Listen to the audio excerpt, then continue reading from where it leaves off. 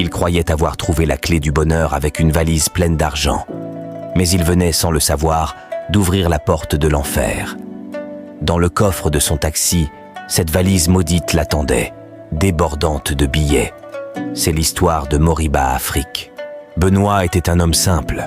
Chauffeur de taxi depuis des années, il connaissait la ville comme sa poche. Chaque matin, il se levait tôt, déposait sa petite fille à l'école, puis passait la journée à rouler, espérant trouver assez de clients pour nourrir sa famille. Chez lui, la vie était modeste. Il vivait dans une petite maison louée, au fond d'une cour commune, avec sa femme, Christelle.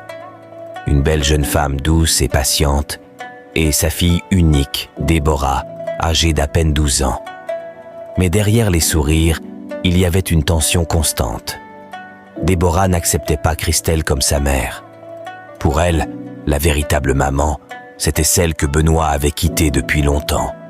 Toutes les attentions, toutes les douceurs de Christelle se brisaient contre un mur froid et invisible, celui du refus. Et pourtant, Christelle ne cessait d'essayer. Ils n'avaient pas grand-chose, mais au moins, ils avaient la paix. Du moins, c'est ce qu'ils croyaient.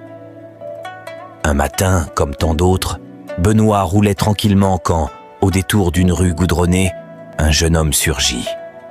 Il transpirait, vêtu comme un étranger aisé. Basket blanche, chemise repassée, pantalon impeccable, et un chapeau qui cachait à moitié son visage.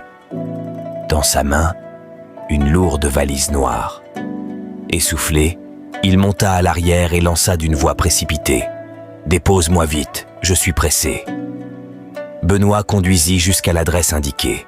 Le jeune descendit, mais la valise, elle, resta dans le coffre. Sans un mot, il s'éloigna et disparut dans la foule. Benoît ne remarqua rien.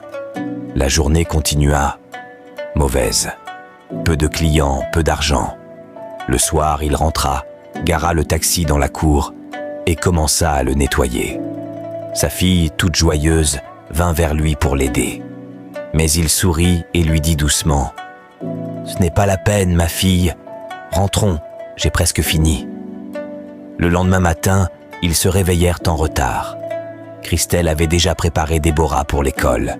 « Mon mari, dit-elle, avant de déposer Déborah, peux-tu passer chez ma camarade pour lui donner ce sac ? » « D'accord, répondit Benoît. « Mets-le dans le coffre, dit-elle à Déborah. La fillette descendit, ouvrit le coffre et resta figée. Cette valise noire,